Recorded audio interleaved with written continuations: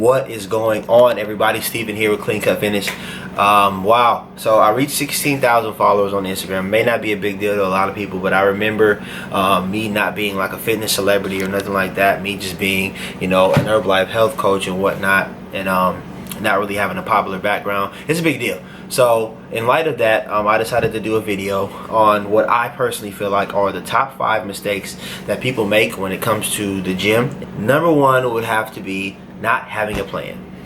Now, what I mean not having a plan is you're getting people that walk into the gym and they have no idea what they're doing.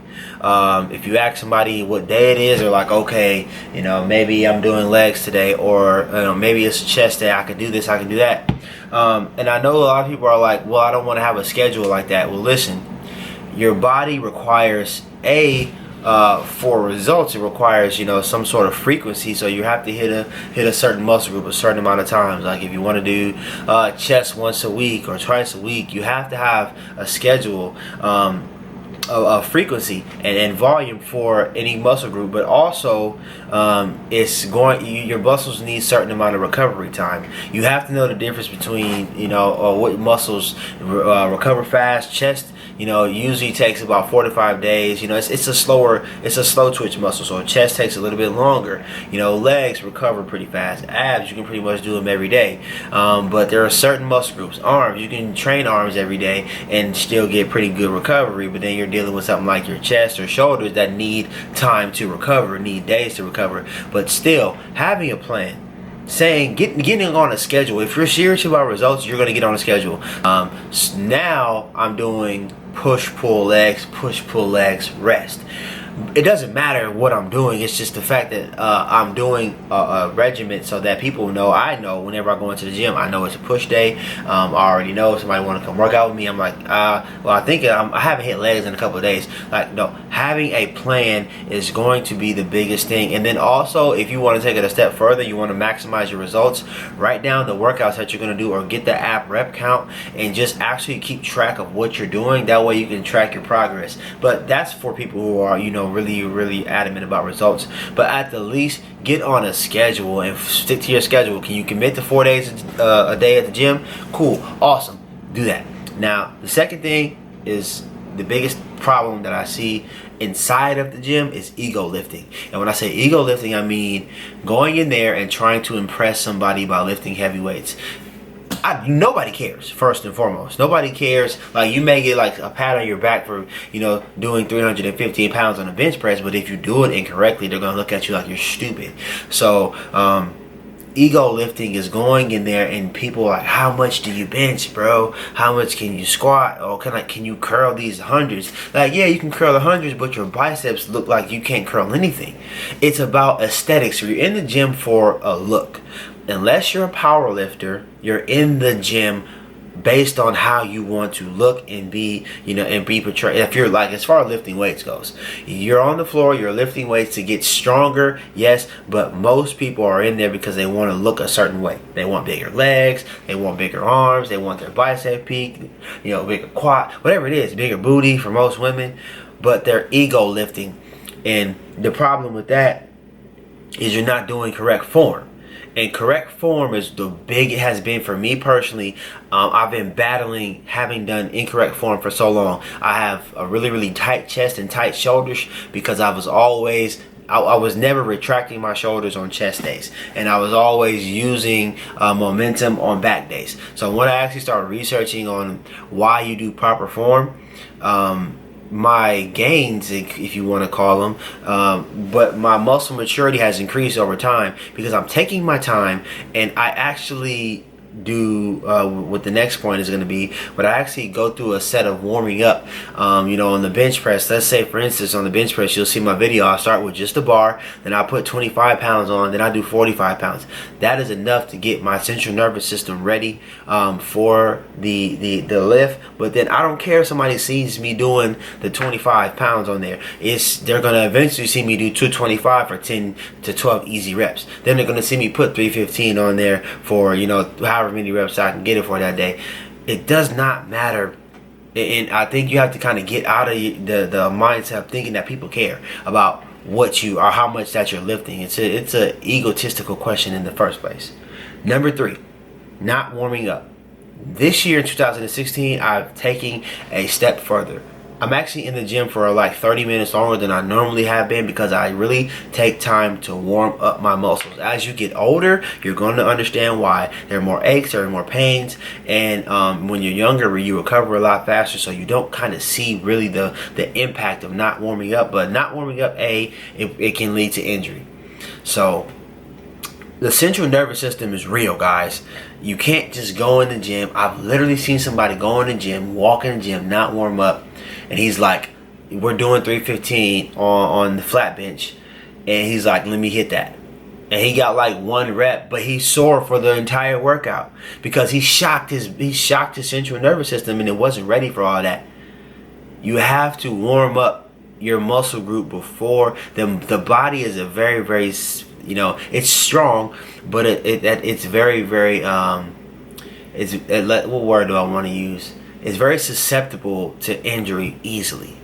You can easily just push something the wrong way and just snap your shoulders up. And listen, I don't care if you got to go to the gym 20 minutes earlier. Trust me, getting to the gym a little bit earlier or having to stay a little bit later is going to go a long way in the fact that you're not going to be injured. I've never been injured in the gym, thank God. I've never had a gym injury. I never tore a pec. I've never, I've never had a massive amounts of discomfort in the gym because I really have learned to take my time. I foam roll. I have the lacrosse ball. I take my time. You'll see me over in the stretching area for a good 15 minutes, warming up my muscle before I even, even train. And for me, the biggest growth that I've had this year has come from me stretching.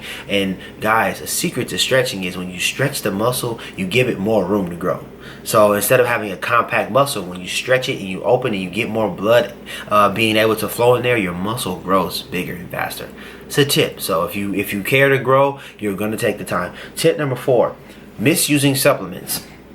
Misusing supplements, what I mean by that is everybody thinks they got to have BCAAs. Everybody thinks they got to have creatine. Everybody thinks they got to have a pre-workout. Trust me, I don't take a pre-workout every day.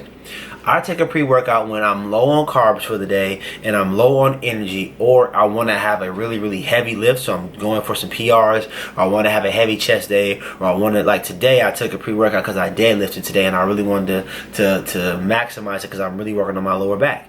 So yes, I have a pre-workout. Tomorrow is legs, but I actually probably won't take a pre-workout tomorrow because it's not a heavy leg day. I'm in kind of a competition prep, so I will not be back squatting. I probably will front squat, but I'm not going to have the use of a stimulant.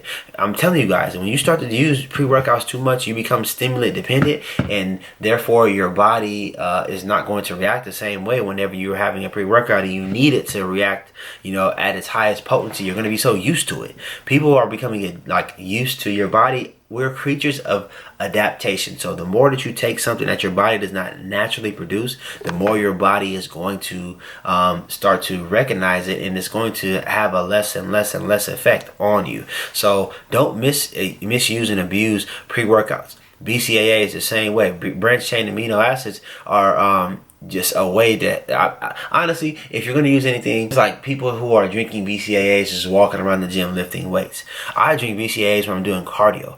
BCAAs are muscle sparing. They're building blocks for muscle. So I have branched chain amino acids already in my post-workout shake. So I don't need to every single day while I'm walking around the gym be drinking BCAAs.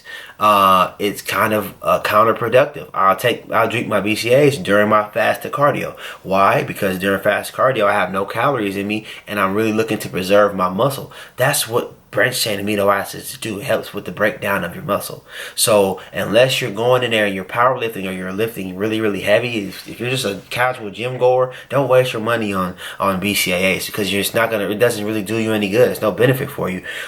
In the last supplement, I won't even really go into any of the rest of them. The only thing that I feel like is really, really necessary is a post-recovery shake. Because what happens when you're in the gym, you break muscles down and you're needing to recover. That's all it really is. Can you do without it? Yes, you can eat, but fast-acting protein for recovery is whey. So getting a whey protein shake after your workout is absolutely very, very beneficial. And that's pretty much like the only supplement that I feel like you actually really need. If you're talking about needing a supplement in the gym, I feel like and I don't even really want to call it a supplement because it's food. Like a protein shake is actually food. Whey protein is food.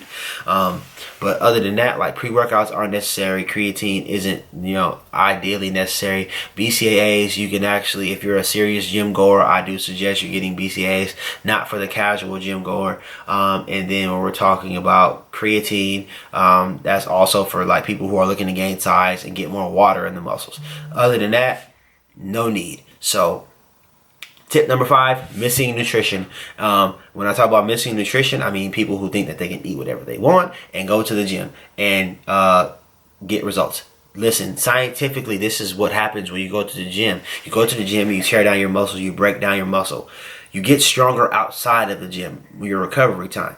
So guess what? If you're eating crap nutrition, your body it doesn't have anything to pull from to recover. So you're kind of shooting yourself in the foot and kind of doing a circle by going to the gym. Like, yes, you're going to probably get bigger if you're consuming a bunch of calories. But you can tell somebody who is intaking proper nutrition and they're in the gym. Like when I'm walking on the gym, people are like, dude, you must eat like yada yada times a day. You must, all I do is make sure that, I eat like between on off season 70 to 80% clean, in competition prep obviously like 95 100% clean, but for the most part, eating 75% clean throughout the year, and then going in the gym. When I work out, my body is automatically going to respond differently because I have great nutrition, I have great recovery. My body gets a sufficient amount of protein, it gets a sufficient amount of carbs, it gets the correct micronutrients that it's supposed to, and it gets the correct macronutrients. So my body is going to recover so much faster than somebody else.